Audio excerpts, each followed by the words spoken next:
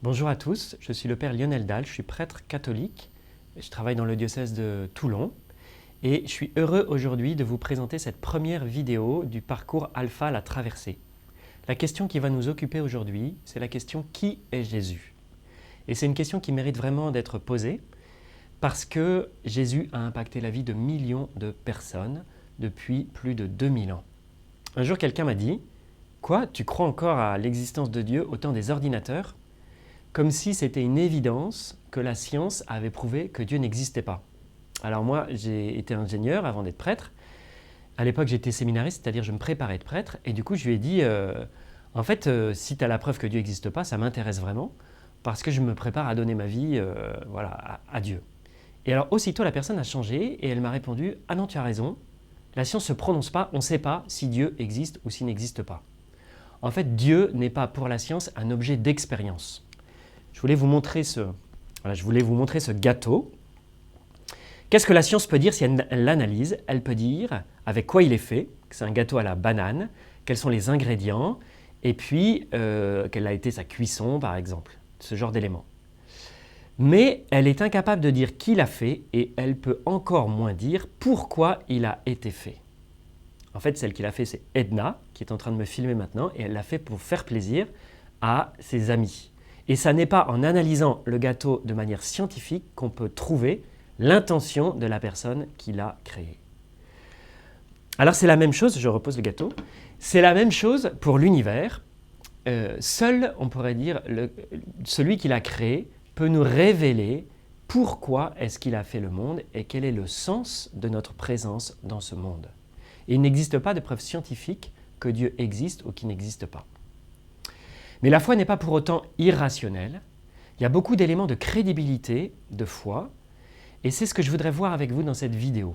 Peut-être ça vaut le coup de prendre quelques minutes pour explorer la question de Jésus, et comme ça après, vous pourrez être fixé. Je repense au film qui est paru en 2016, qui s'appelait « La résurrection du Christ ». C'est un film qui se passe juste après la mort de Jésus, et il raconte comment un tribun romain, un soldat romain qui s'appelle Clavius, va être chargé par Pilate de retrouver le corps de Jésus qui a disparu juste après sa mort. Et alors il va mener une enquête, et c'est ce que je voulais faire avec vous dans cette vidéo. Et ça vous permettra du coup d'être vraiment libre pour vous faire votre propre conviction. Le point de départ de notre enquête, c'est Jésus a-t-il existé? Et dans ce cas, qui est-il? Alors on sait plus de choses sur Jésus que sur la plupart des gens de son époque, de ses contemporains. Il y a diverses sources. Les premières sources, c'est des sources non chrétiennes.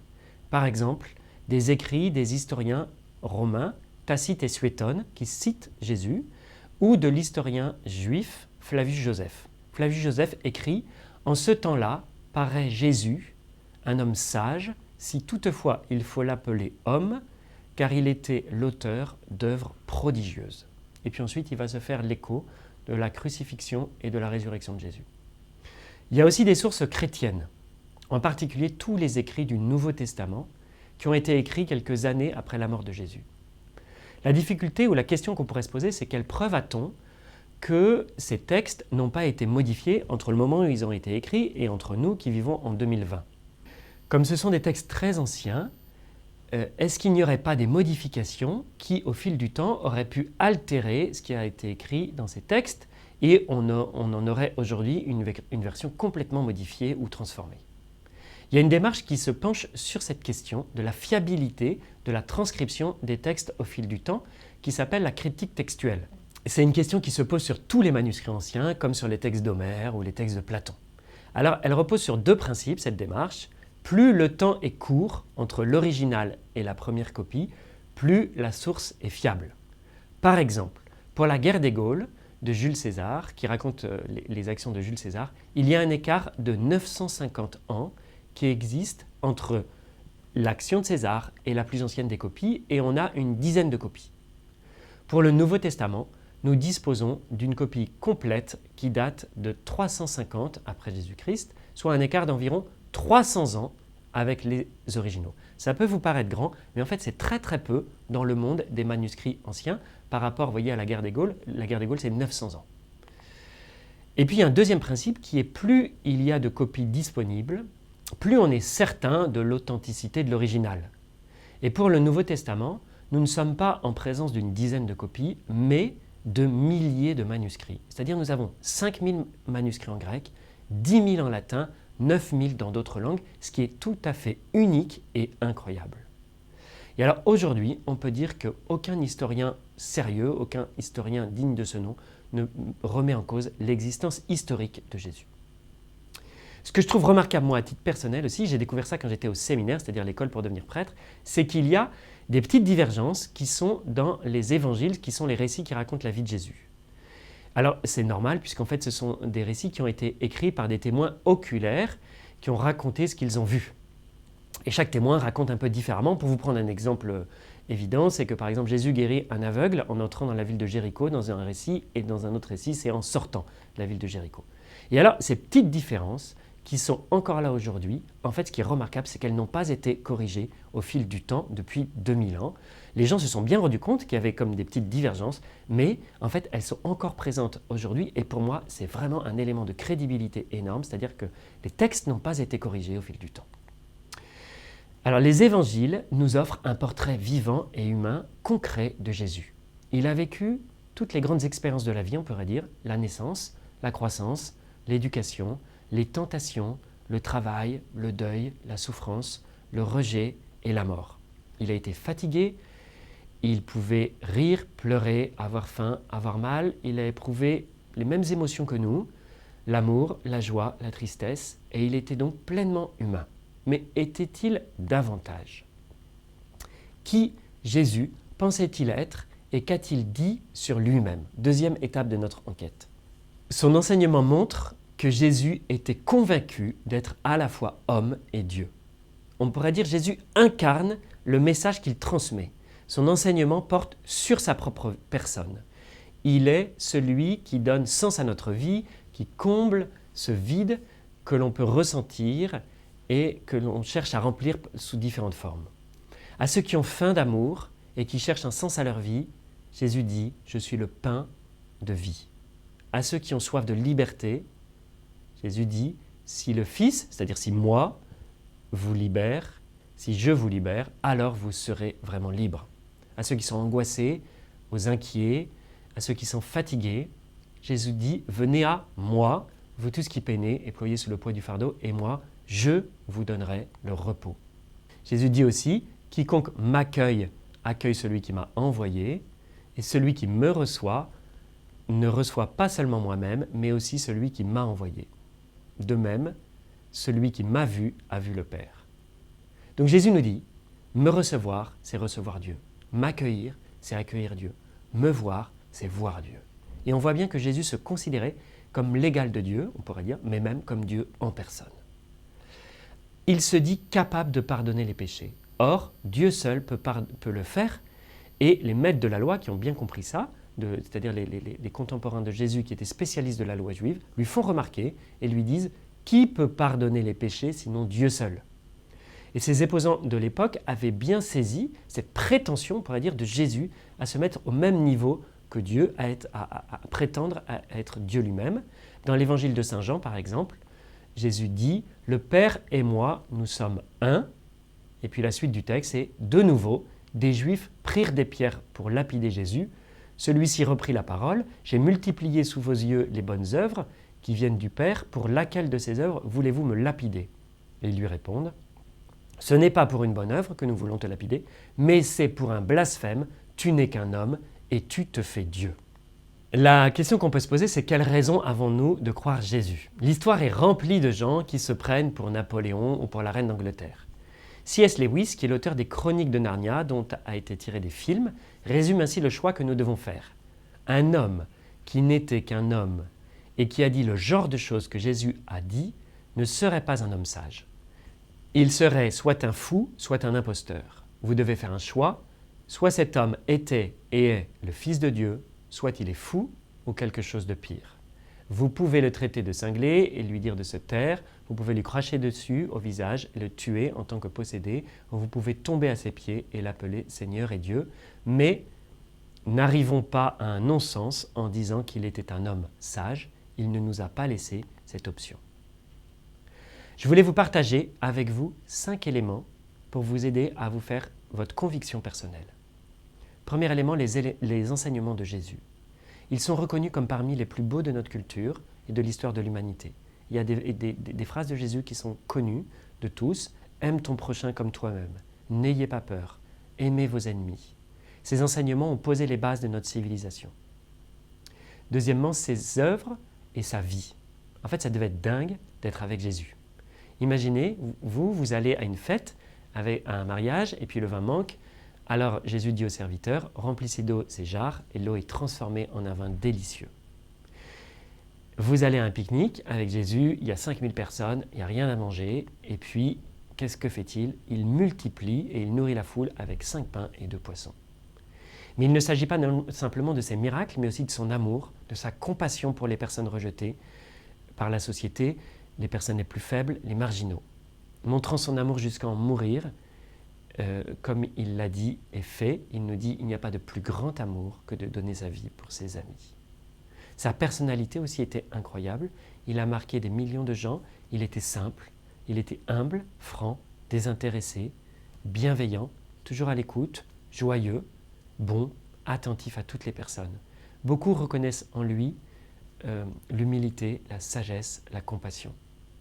On pourrait dire aussi que le fond de la personne se révèle notamment dans la souffrance. Et Jésus cloué sur la croix, au sommet de sa souffrance, dit au sujet de ceux qui l'ont crucifié, « Père, pardonne-leur, ils ne savent pas ce qu'ils font. » Quatrième élément, l'accomplissement des prophéties de l'Ancien Testament. Avec Jésus, se sont accomplies plus de 300 prophéties de l'Ancien Testament qui ont été rédigées sur une période de plusieurs siècles et certaines plus de 8 siècles avant la mort de Jésus. Au moins 25 de ces prophéties se sont accomplies en une seule journée, celle de sa mort.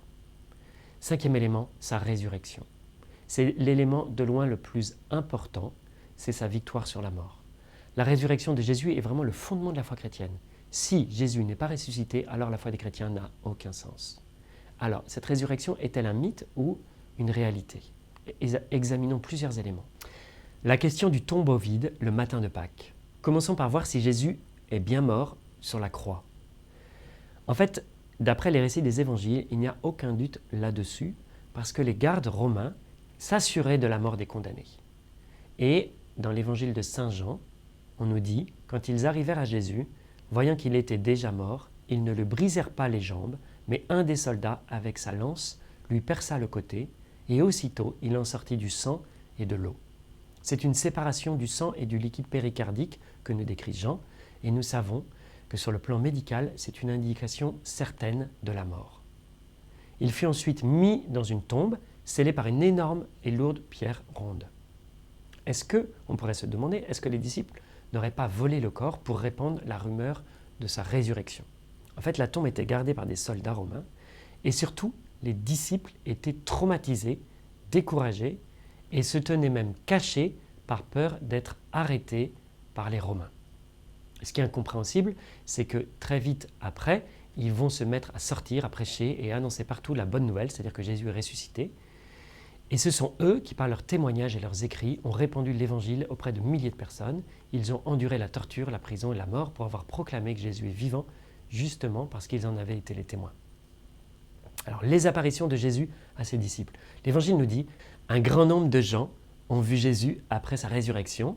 Plus de 500 personnes l'ont vu en plus de 11 occasions. » Les disciples eux-mêmes étaient sceptiques, comme Thomas par exemple, qui disait « Je ne croirai pas si je ne vois pas moi-même, si je ne touche pas. » Et voilà donc un groupe d'hommes et de femmes qui avaient suivi Jésus, espéraient en lui, espéraient qu'il chasserait les Romains, qu'il établirait le royaume en Israël, un nouveau royaume, et à sa mort, ils ont été profondément déçus.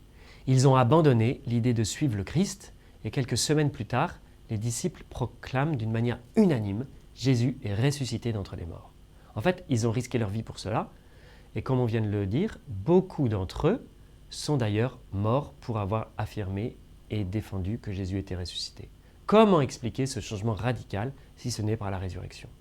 Comment expliquer s'ils n'étaient pas eux-mêmes convaincus existentiellement que Jésus était réellement vivant?